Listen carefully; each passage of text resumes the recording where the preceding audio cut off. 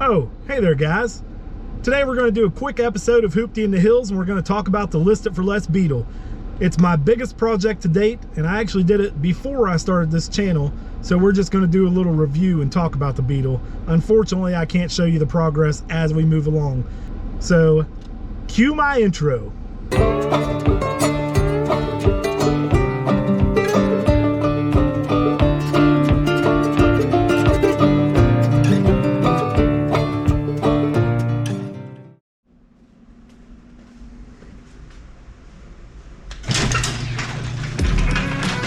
This is my 2013 Volkswagen Beetle.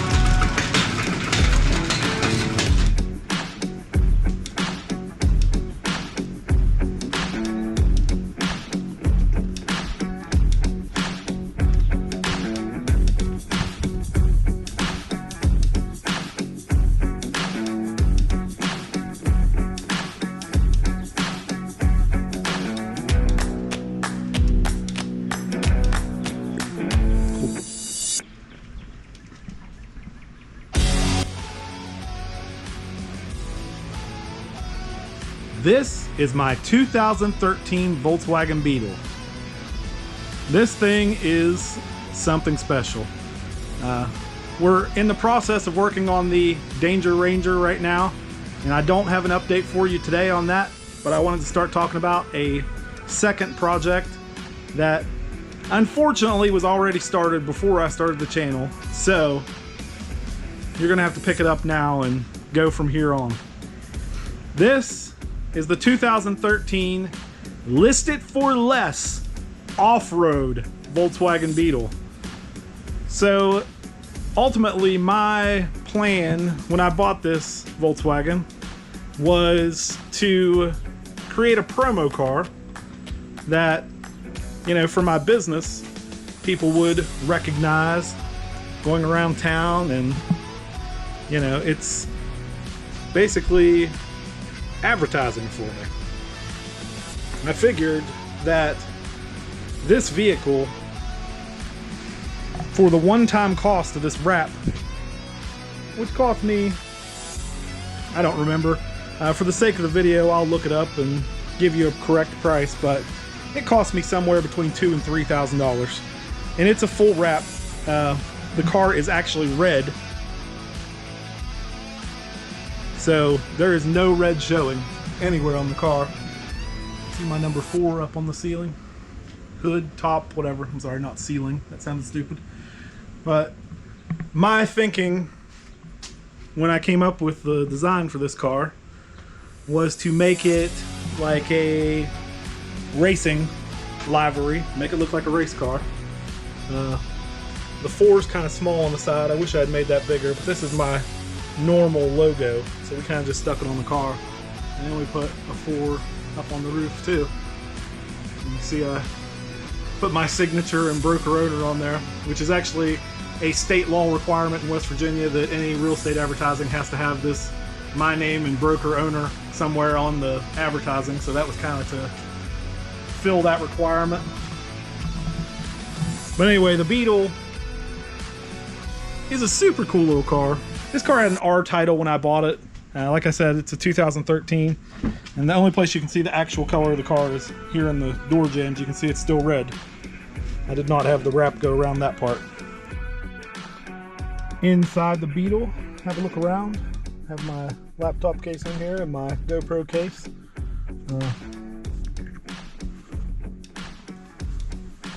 Start her up.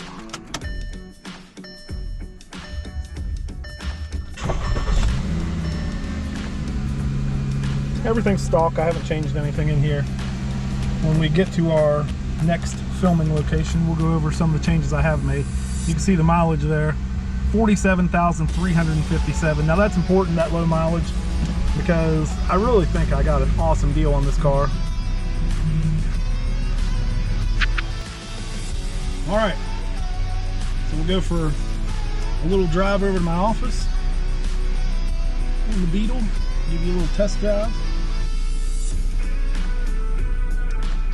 Back around the garage here. And we'll Shut the garage door. It's an important thing to do when you're leaving your house.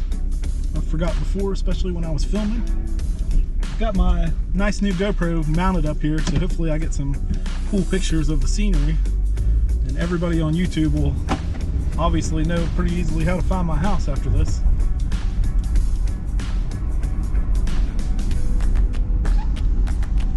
Put the window up so we don't get a bunch of wind noise here. We'll turn a little air conditioning on here. And we're gonna go down Duff Avenue here in Clarksburg. You can see the road's kind of torn up right now. They're actually getting ready to repave this. It's the summer paving season. This one was up before being redone. So you can see it's all stripped and milled right up until this point up here where we get back on the hard road. Alright. So anyway, like I was telling you, this is a 2013 Beetle. The price I paid for it was $6,000. It was a reconstructed title. The damage that it had did come back to bite me a little bit. I haven't bought too many R title cars in my life. This is only the third one, and I had really good luck with them so far. This one, it had a little unexpected surprise. But that, you know, that's the risk you take when you buy something with an R title. Now, in the long run, I think I still actually came out okay. Gosh, I got a spider web on top of my head here. That's disturbing. Hopefully there's not a spider with it. So anyway, I think the deal was still okay. And I think the problem it had may have actually, I won't say it was my fault, but it was a combination of the damage it had and the changes that I made to it that caused it to get much worse. And I'll explain that more as we go along here. But anyway, I paid $6,000 for this car. I bought it on Facebook Marketplace. The guy that sold it to me wanted $8,500 for it, and it had been on there for a little while. It did not look great when I bought it, which, you know, the wrap fixed most all those cosmetic problems it had. At least hid them. It had a couple dents and scrapes, you know, whiskey scrapes, that's what I call them. I've heard people call them booze bumps. You know, look like somebody just got a little too close to something and rubbed on it. But, you know, nothing terrible. And I have a guy that does body work for me that was able to fix it up pretty easy. And actually the company that did the wrap actually did some prep on it too, obviously. And they popped a couple dents out and stuff, but when I looked at the car, what I was looking at was the mileage. You know, it had only like 40,000 miles or 42,000 miles on it when I bought it. And the interior, I think as we go on this journey of me talking about cars I buy with you guys, you'll see that I'm crazy about interior. And the reason is good, I think. The reason I'm crazy about interior is here where I am in Clarksburg, West Virginia, I can find mechanics and I can find body people, but man, the interior is like the most impossible thing to get taken care of.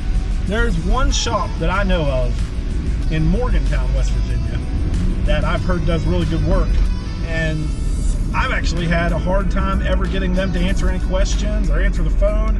And I think the deal is that he's actually so busy because he's the only one that, you know, it just makes interior absolutely like the most scary thing possible for me. Like, I don't want to mess with the interior of a car. Like, I have to find a car that has decent looking interior where I don't feel like it's going to need, you know, some big overhaul or, you know, have big holes in the leather or stains that I don't think will come out or anything like that. Interior is really #1 thing for me. As we travel through downtown Clarksburg here, you can see some vagrants hanging out right in the middle of the roadway. That's a problem I'll have to call the police department about. I'm gonna turn here. This is the way to my office in Glen Elk.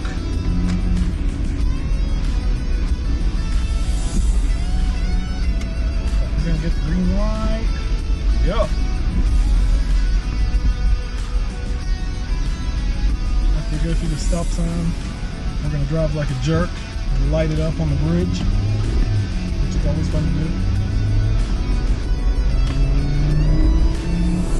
You know, the Beetle, not known as a performance car, but we just did 60 across that bridge.